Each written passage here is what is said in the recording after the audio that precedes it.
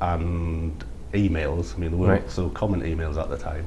Yeah. From various animal rights organisations, basically saying, do you know the nature of the company that you're involved in? Yeah.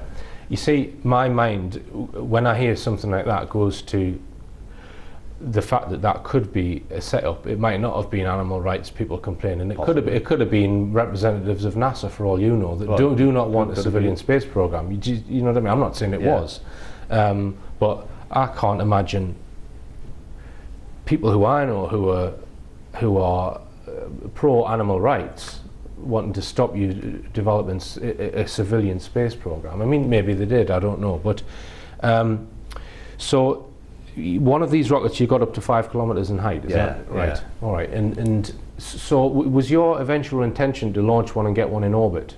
That was the ultimate aim, yeah. So what you were doing is just developing a sequence of rockets to get further and further and learn from each one, and then perhaps build one that you could then put in orbit. Yeah. And would that require some kind of control system on it and navigation? Oh yes, it would have to have a guidance system. Guidance system. Yeah. So had you thought about guidance systems? Yeah, yes. We'd designed well, they call it an inertial guidance system. It basically uses gyroscopes. Right. To give a frame of reference.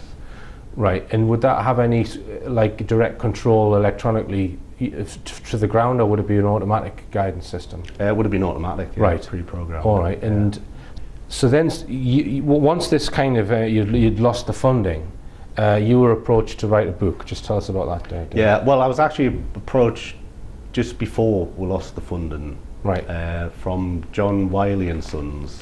Actually, they're just called Wileys now, who are academic publishers. And they had asked me to write a book on the early history of rocketry and spaceflight. I'm talking to researcher Derek Willis, who in the late 1990s built his own rockets with the intention of trying to get them in orbit. Now, around about sort of 2000-ish, you were asked to write this book about the history of spaceflight. Just tell us about that.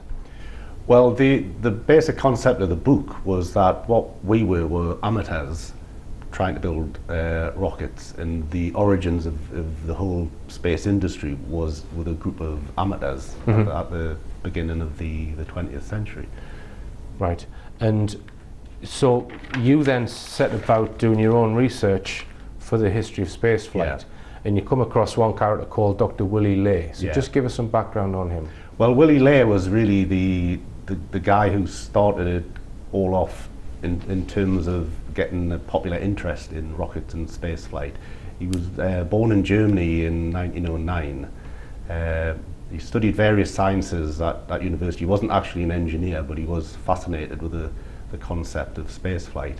So he set up an organization called the Society for Spaceflight in Germany, in Berlin, in 1927, and one of the very first members was Wernher von Braun. Right. And so together, well, there was actually about 500 members at one point, and they started developing liquid propellant rockets. Right. So von Braun, who was the lead sort of engineer of the Nazi rocket program, the V2, who then defected to the Americans and worked on, well, Apollo. Yeah. So now Dr. Willy Ley made various comments and was also linked to the Vril Society, but you're not sure whether he was actually a member of the Vril Society. So just tell us about the Vril Society and what Willy Ley is alleged to have said. Right. Well, very briefly, he in 1933, when the Nazis came to power, he moved to America, whereas von Braun was happy just to take the Nazis' money for developing the V2 and so on. Right. So, but Willy Ley, he became more of a reporter and a popularizer of spaceflight. Because the armed forces, A, have repeatedly declared that they are not of their making, the flying saucers, and B, it would be highly unlikely that one branch of the government spends money, time, effort, and machinery on investigating something done by another branch of the government. Right. So he wrote an article called Pseudoscience in Naziland in 1947, which is it's a fascinating article in itself, because it covers some of the really bizarre sciences that the Nazis came up with, because they didn't want to believe that the likes of relativity or quantum mechanics was real, because that was Jewish science. Right, so Einstein. Yeah. Right. Yeah. So they came up with a whole range of bizarre sciences, like the notion that the whole universe is made of ice, for example. But one of the other subjects that Willie Lay covered in the article was about an organisation called the Society for Truth, which in more recent times is called the Vril Society. And they believed that there was a mysterious energy that they could tap into from somewhere. Well, the first mention of Vril goes back to a book by a British author called Edward Bulwer Lytton. This was written in the 1870s, and it was called Vril, the Power of the Coming Race, in which he first described this unusual energy, which it's actually Michael Faraday was probably the first person to talk about this single energy that links everything together. So would that be the energy of the vacuum, 0 point energy, do you think? Or is it more sort of along the lines of the orgon accumulator with Wilhelm Reich? Or do you think they're one and the same? Well, I've tended just to think that it's cold fusion. That's been my thoughts on it, but I don't really rule anything out. Right, I see. Now, the Vril Society believed that, or spoke about Mesopotamia and the civilizations which existed up to 6000 BC, and that they thought that there was some ancient wisdom given to the human race at that point. Just tell us about that. Yeah, well, what the Vril Society basically believed was that a race of beings came from Aldebaran, around 6,000 Right, so they actually ago. specify the star, which is the title of your book. Yeah, okay, right. And the race, they said, the name given is the Vrilia, which has various translations, none of which actually, the ones you look in the books don't really make sense. Right. But anyway, that's what they believed, is that this race of beings had arrived on Earth around 6,000 years ago, and were actually the ancestors of the Aryans. But one of the problems with the Vril Society is that anything you read about them up until about 1960 is plausible, but beyond that, it's just people adding to it. And one of the myths that they spoke about was about an egg coming from the sky. Just tell us about that. Yeah, they said that the Vrilia arrived in an egg, which they were never really specific what they meant by that. Whether it was a huge spacecraft or something like that. Right. But my interpretation is that the Vrilia themselves didn't actually arrive here. They'd sent a probe here. Right. So what makes you draw that distinction then? Well, because there's various Egyptian myths to do with the phoenix and the Ben stone, which is referred to as an egg. Right. And to me, it's not a large thing. It's a relatively small machine. Right. And you do think that that's what they're talking about, some kind of technology? Yes. Yeah. Right. Yeah. Along with that, you think that there was knowledge imparted to certain people on the Earth at that time, or some sort of transfer of information? Well, I think originally the idea of this probe being sent from Aldebaran was to provide information to the whole of humanity. Right. But humanity being what it is, those people in power got their hands on it. Right. And kept it to themselves. And you would argue that continues to the present day? Yeah. With organisations like Rosicrucians, Freemasons, New World Order? Yes, but not necessarily that some conspiracy theorists might describe as, right? Yeah. All right, there's some sort of hidden knowledge. Knights Templar is another one, I think. Yeah. Now, how does the Thule Society link into the Vril Society? Just to give us a bit of background on that. Well, one of the problems with the Vril Society is there's not a lot of hard evidence that it really existed. Right. But the Thule Society, or the Tula Society, that was a real organisation that was founded just at the end of the First World War. Right. And basically consisted of proto-Nazis, They're very wealthy people from Bavaria. But what my thoughts on it are that the Vril Society, they were investigating this idea of what happened with the thing from Aldebaran and all the rest of it, but they required money and resources. And let's just go back to Dr. Willie Lay, because you think he made sort of a cloaked statement in that he may have actually been a secret member of that. Just tell us why you think that. Well, it's really just the way that the article is written, because a lot of people have just dismissed it out of hand, sort of said, well, he just made it up. But you would then have to think, well, everything he ever wrote, he just made up. Right. But he did say that he met members of the Society for Truth, which is another name for the Vril Society. Right. And I think he's speaking sort of ironically when he actually dismisses them as being a real organisation. So how do you think the Vril Society got their information?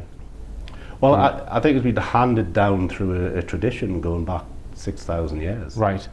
And they speak about a disc, the Vril disc. Well, I don't really buy into that the Vril discs are real. I think that's more of a fabrication that was created from the 1960s onwards. Right. Now, there's various sections in your book about Mesopotamia and the various civilizations that grew out of there. Can you give us a brief explanation of the importance of that region and what you think was going on there? I mean, human civilization, well, certainly in the Western world, originated in Mesopotamia, which basically means the land between the two rivers, the Tigris and the Euphrates. And it was a very fertile area, very ideal place for civilizations to begin. And one of the earliest civilizations were called the Ubaids. They lived right down near the Gulf. I believe that when there's the egg or whatever name you want to give it, it arrived at the time when the Ubaids were dominant in the area. One of these earliest civilizations was the Sumerians, which we know that Zachariah Sitchin's written about. And you think that he's got his time scales wrong with interpreting some of the clay tablets and that kind of thing. Just tell us about that. Well, I'm just going by the archaeology in the sense that the tablets are just dated to about 4,000 or 5,000 years ago. But I see no evidence whatsoever taking things back 300,000 years. As Sitchin does. Yeah. Right.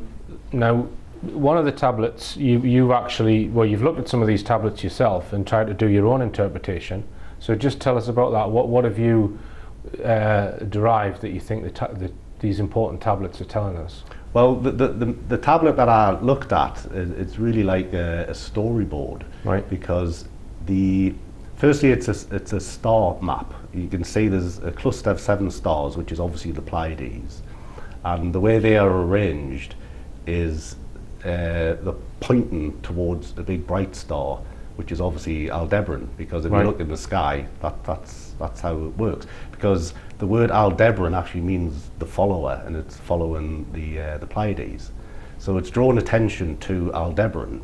Right. Now then, there's also this a winged craft, I would call it. Yeah. Which I've seen that one. Yeah. Which is next to the star, so it's drawn attention to the link. Now, I think that's the object that I believe is up in orbit, which I call the ancient envoy. Right.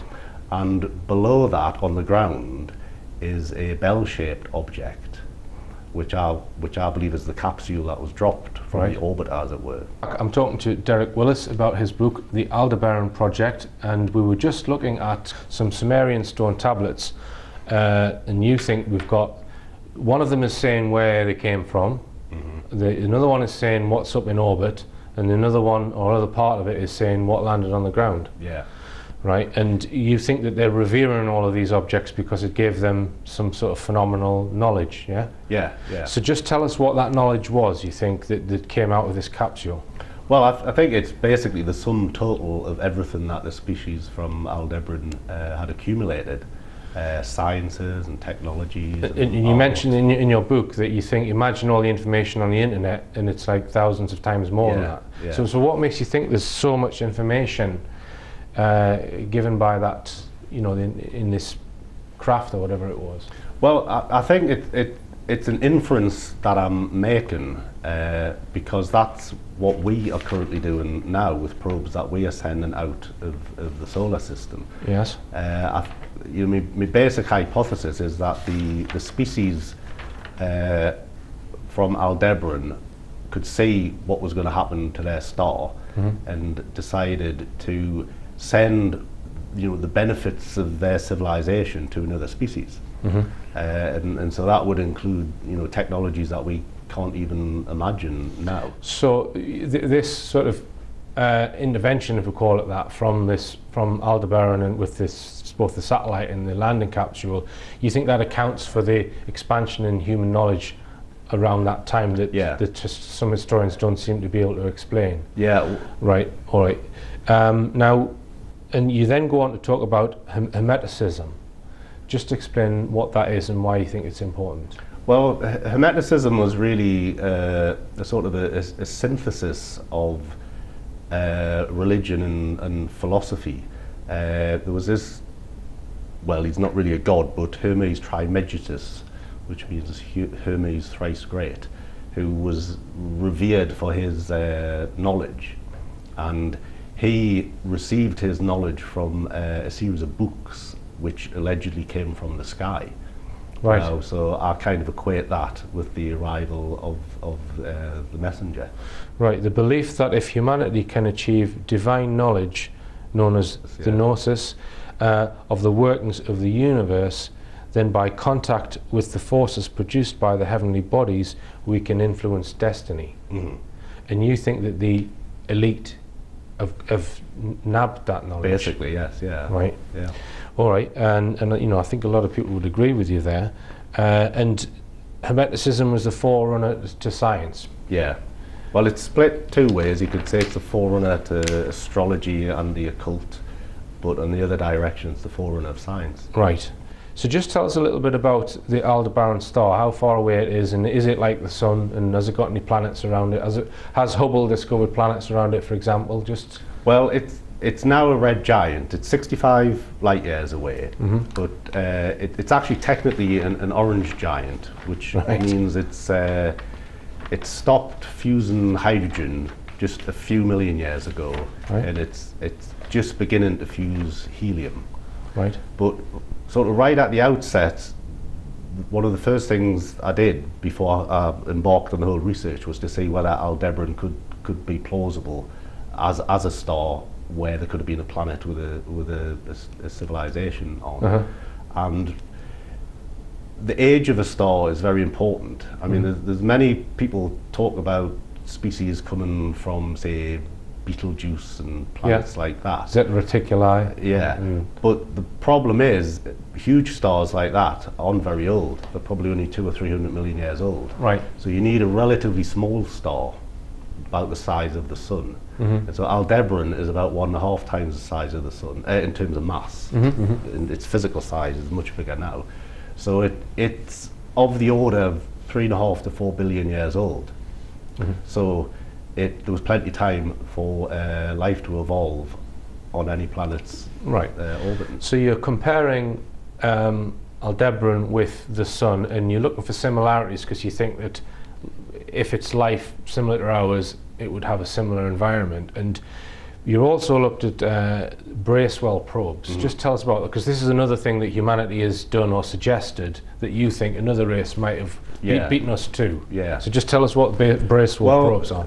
The idea of a Bracewell probe was first mooted by American scientist Ronald Bracewell. Is that if you're going to send a probe to a distant star, you can't, because it's so far away, you couldn't really have real-time communications. So the probe would have to be autonomous. It would have to make its own decisions when it got there. And one of the suggestions he made was that it would listen out for transmissions from a planet and then repeat the transmission directly back, because that's something that just couldn't occur naturally. Right. So that was the basic concept of the Bracewell probe. Right. And so my thoughts are that the probe that I call the Ancient Envoy is effectively a Bracewell probe. Right. But sent from Aldebaran. Right. Yeah. Right. And it may be that they've sent out millions of them to lots of prospective planets, I suppose. I wouldn't say so because there's billions of... Yeah, but... You think they've targeted the Earth?